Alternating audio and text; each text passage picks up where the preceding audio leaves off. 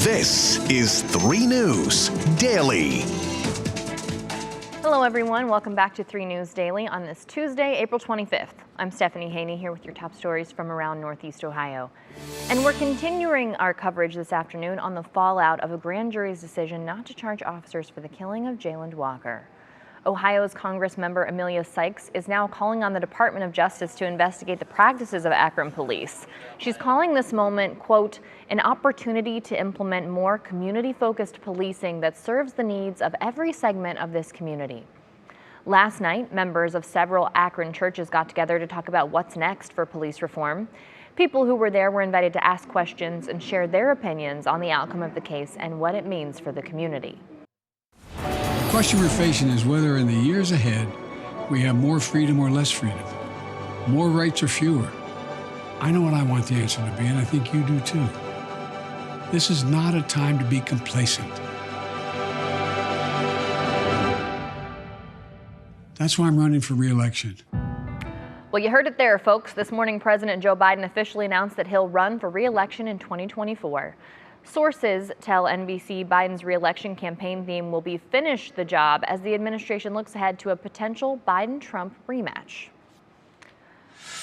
Now we have sad news to report this afternoon. Harry Belafonte, the singer, actor, and wide-ranging activist, has died at the age of 96 of congestive heart failure.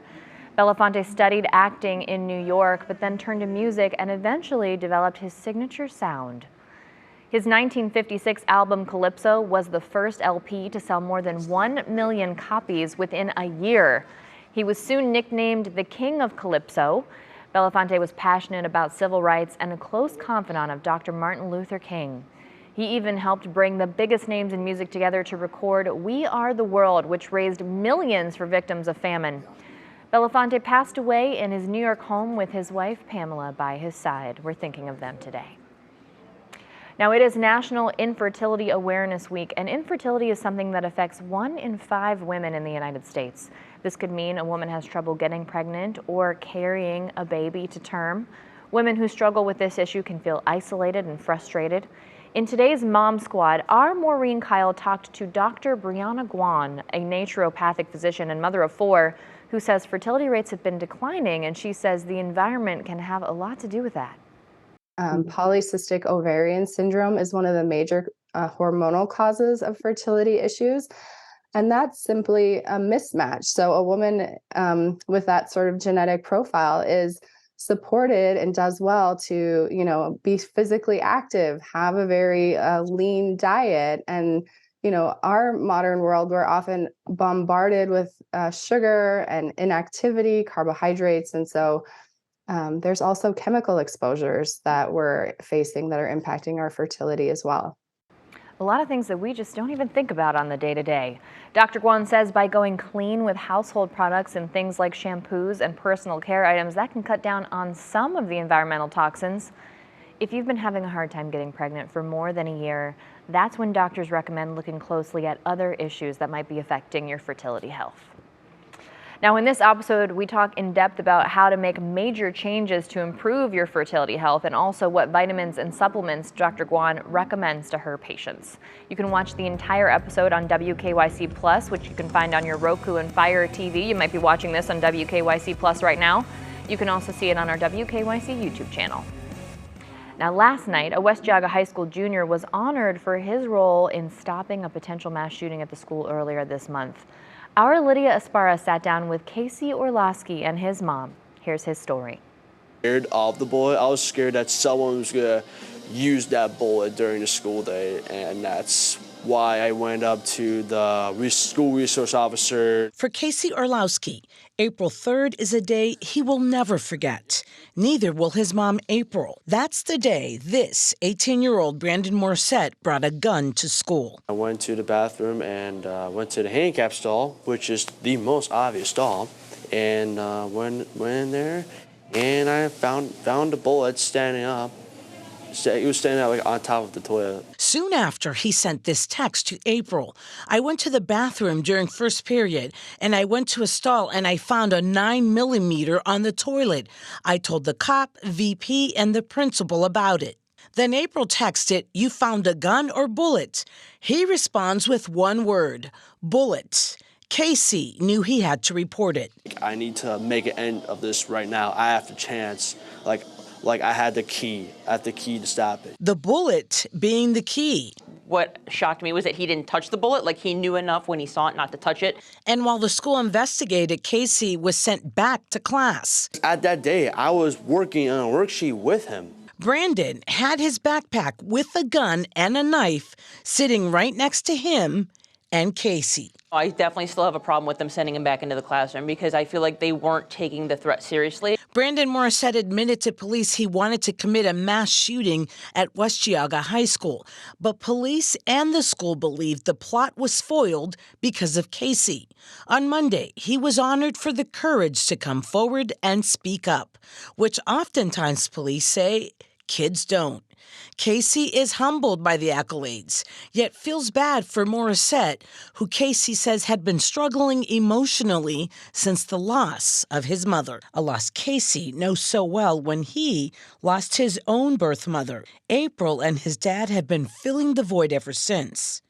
If you ever lose a parent, it is the most gut-wrenching feeling like ever. Still, Casey says Brandon's way of dealing with pain was only going to cause more pain for an entire community. It's just unfortunate that he chose the wrong way of handling the situation. Thank you for that report, Lydia. Casey's quick thinking and having a resource officer in West Geauga made all the difference, according to school officials. Now administrators are looking to add a second resource officer and increase police presence at the school. In other school news, Governor Mike DeWine announced this morning that 624 schools across Ohio will receive a combined $42 million in school safety grants. The money is meant to help schools pay for upgrades like new security cameras, automatic door locks, visitor badge systems, and more. West Geauga High School is one of those schools, receiving $50,000 of the $200,000 of federal funding sent to the West Geauga district to help make the school safer. You can see the full list of schools getting some of this grant money on WKYC.com. All right, check this out. Buried within the over 5,000-page Ohio House bill setting up the state's budget for 2024 is $62 million set aside for the proposed Cleveland Land Bridge. The proposal, first revealed in 2021 by the Haslam Sports Group, calls for a park-like land bridge over State Route 2 and the railroad tracks. The goal is to link the lakefront around First Energy Stadium, which will soon be Cleveland Browns Stadium. That's taking effect as they remove that name from the stadium. Great Lakes Science Center and the Rock Hall with the rest of downtown. The House bill is currently in committee. Now here in Cleveland, City Council voted last night to eliminate medical debt for nearly 50,000 residents. The city will use nearly $2 million of money from the American Rescue Plan Act, or ARPA, to buy the debt through a nonprofit organization. Now there are 3 requirements to qualify. The household income must be no more than 400% of the federal poverty guidelines. The debt must represent 5% or more of the debtor's individual annual household income, and the patient must be a Cleveland citizen.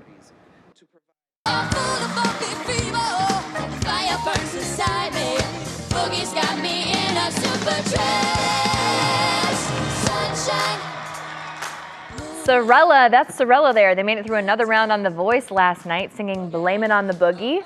This sister trio, by the way, Sorelle means sister actually, is from Mansfield, Lexington, Ohio.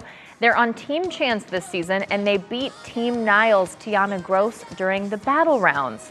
The sisters, Maddie, Anna, and Bella, have stunned not only the nation during this season on the show, but also the judges. Niall Horan giving the trio high praise after their performance. I just think she came up against the beast that is Sorelle today. They're so good, by the way, Sorelle. They're so different. They're unlike anything we have in the competition, and Chance has got Sorelle in his back pocket, and that could be dangerous. We love to hear that. Now next, Sorelle and 19 other artists compete during the playoffs. Only 2 artists from each coach's team will move on to the semifinals. Those playoffs start next Monday, May 1st. All right, before we go, it's time for our question of the day. Speaking of playoff-style questions and sports and all that good stuff, we're a few weeks into the 2023 Major League Baseball season. So we want to know, what do you think about the new rule changes this year? Post your comment to the WKYC Facebook page, and we'll talk about it during What's New at 4 o'clock. You know, the big change this year, of course, adding the pitch clock, making the bases bigger. Coming up at 4 o'clock on What's New, our Mike Polk Jr. will be giving his take on that pitch clock situation. That'll be an interesting one. Looking forward to seeing that. Thanks for being with us for today's edition of 3 News Daily. We'll see you back here tomorrow with more of your top stories from Northeast Ohio. Have a great day, everybody.